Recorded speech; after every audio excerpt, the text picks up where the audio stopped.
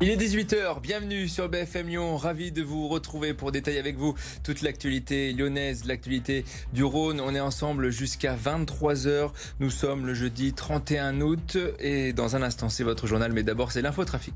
C'est votre mobilité avec Babichou Service. Sortie de crèche et d'école babysitting, toutes les solutions de garde à la maison.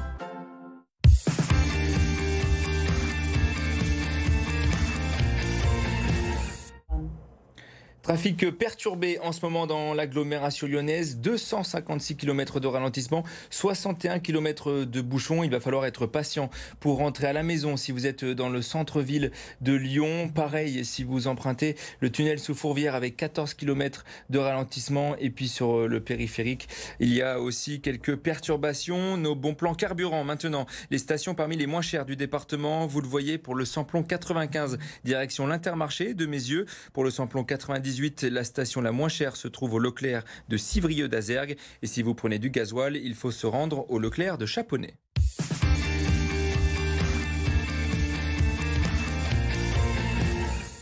C'était votre mobilité avec Babichou Service. Sortie de crèche et d'école babysitting, toutes les solutions de garde à la maison. À la une de votre journal, c'est compliqué de rouler à 30 km/h sur tous les axes lyonnais. Depuis le mois de mars, Lyon est presque totalement composé de zone 30 et les automobilistes ont du mal à s'y faire. Plus de 1000 infractions ont été constatées par les forces de l'ordre depuis le début de l'année. Vous l'avez reçu dans les boîtes aux lettres, si vous êtes propriétaire, il va falloir payer sa taxe foncière et elle a augmenté un peu partout. À Lyon, elle a augmenté de 9% à une trentaine de kilomètres de Lyon, une commune appelée Glaisé. Là-bas, la taxe foncière a augmenté de 20%. Il y a de l'animation du côté de l'OL pour le malheur des supporters. Malheureusement, l'ancien président de l'Olympique Lyonnais, Jean-Michel Aulas, a porté plainte pour diffamation. Une plainte qui vise John Textor, le nouveau président du club. 14,5 millions d'euros ont été gelés par l'ancien président. Une situation qui agace fortement les amoureux de l'OL. Et puis notre point météo, demain il y aura du soleil encore avec des températures qui augmentent. Le thermomètre avoisinera les 30 degrés dans tout le département du Rhône.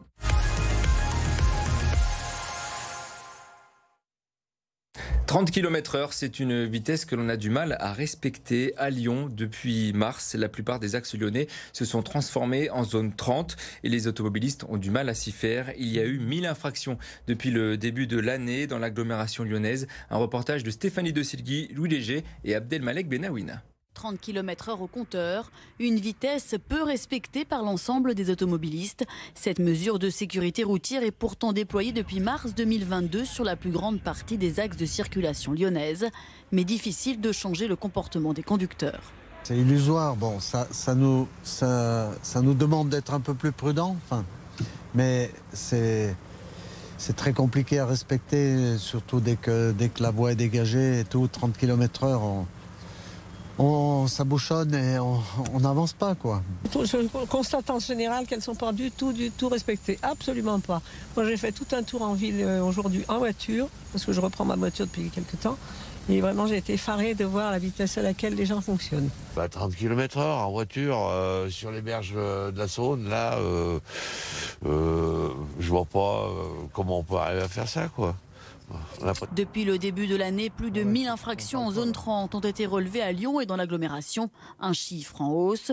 Au total, 55 rétentions de permis de conduire pour des excès de vitesse supérieurs à 40 km/h ont également été dressées. D'autres ne doivent pas rouler à 30 km/h, mais par contre, ils n'ont pas d'autre choix que de faire un détour pour livrer correctement leurs marchandises. Les transporteurs lyonnais essuient d'énormes pertes en ce moment depuis l'éboulement qui s'est produit en vallée de Maurienne dimanche dernier. La 43 et le tunnel de Fréjus sont fermés. Pour rejoindre l'Italie, les autres axes sont saturés. Écoutez Stéphane Jacquemoz, le directeur général de l'entreprise Jacquemoz. Nous sommes obligés de passer par le tunnel du Mont-Blanc ou par Vintimille. Et économiquement, pour nous, c'est une catastrophe parce ça ne peut pas durer comme ça pendant plusieurs semaines.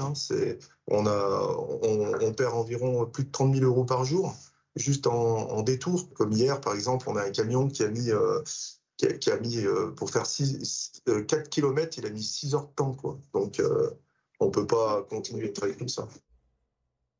C'est la soupe à la grimace pour les propriétaires qui vont devoir payer leur nouvelle taxe foncière. Et oui, elle a augmenté cette année un peu partout dans le département, plus 9% à Lyon et à une trentaine de kilomètres à Glazé. La taxe foncière a augmenté d'environ 20%. Les précisions avec Chloé Bounamo. Dans le département du Rhône, l'une des communes où l'augmentation est la plus impressionnante, c'est ici à Glazé, avec une augmentation de 20% en moyenne. Ici, cet impôt a explosé comparé aux années précédentes et pour certains, la note est plutôt salée. Écoutez cet habitant qui a vu une augmentation de 300 € comparé à l'année dernière. Il vit à Glazé depuis 31 ans. On n'est pas habitué à des sommes pareilles. Une surprise de 31%. C'était plutôt 3-4%, voire 5%, mais jamais. Et en 31 ans, j'avais jamais connu une augmentation pareille. S'il y avait que ça serait pas grave. L'électricité, le gaz, et tout ce qui suit après, toutes les assurances. Une mauvaise surprise, mais... C'est historique depuis 1986. Cet impôt a augmenté de 7,1% sur tout le territoire. Certaines communes comme Villeurbanne ont décidé de ne pas toucher à cette taxe. À l'OL, il y a de l'animation en ce moment. Après avoir porté plainte pour diffamation, l'ancien président de l'Olympique lyonnais, Jean-Michel Aulas, a fait saisir les comptes de l'OL. 14,5 millions d'euros sont gelés. Face à ça, Santiago Gucci, le nouveau président exécutif, a annoncé la fin de l'accord entre la nouvelle direction et Jean-Michel Aulas. Bref, ça ne s'arrête pas. Le club est mal en point. Les supporters en ont marre. Écoutez. Les résultats ne suivent pas. L'équipe, on ne sait pas où elle va, on a des recrues, elles arrivent à Molenbeek, puis elles sont prêtées à l'OL. Nous, on est des enfants de Lyon, on a connu un grand Olympique lyonnais avec Michael Essien, Mamadou Diarra. Et là, à vrai dire, ça me donne plus trop envie de suivre l'Olympique lyonnais, d'aller les voir, de les supporter, parce qu'il n'y a pas de structure. L'année dernière, en fait, j'ai senti une sorte de détachement au club, et qui a fait que du coup, cette année, j'ai pas pris d'abonnement. Parce que je me suis senti éloigné du club, de 1 avec Aulas qui part, de 2 avec l'ambiance qui règne, tous les jeunes du centre de formation qui ont un seul objectif, c'est de faire 2-3 matchs à Lyon puis de partir comme Barcola qui est en train de signer actuellement à Paris. On a tous vécu de très belles années avec l'OL et on a tous envie de revoir l'OL briller et c'est vrai qu'actuellement entre deux présidents qui s'écharpent, c'est pas facile. Édouard, tu nous as rejoint sur le plateau pendant qu'on entendait les supporters lyonnais. Tu es là pour nous apporter un peu ton éclairage. Tu suis depuis maintenant des années l'Olympique lyonnais avec RMC. Est-ce que c'est inédit ce que l'on est en train de vivre avec Lyon ? Oui, des crises sportives, purement sportives, j'en ai vécu fatalement. Mais des crises de gouvernance, des crises structurelles comme ça, jamais vu. Clair. En quoi c'est inédit justement ? En quoi c'est exceptionnel ce que l'on est en train de... Justement, vous avez l'ancien président qui attaque le nouveau. On pensait que tout allait bien. Il y avait cet achat avec ses 3 ans de présidence. Donc tout s'est effondré au début mai. Et puis là, c'est une guerre larvée qui a commencé de façon larvée et qui maintenant est très visible à travers des interviews, des tweets et même des plaintes. Franchement, c'est assez... c'est déstabilisant quelque part.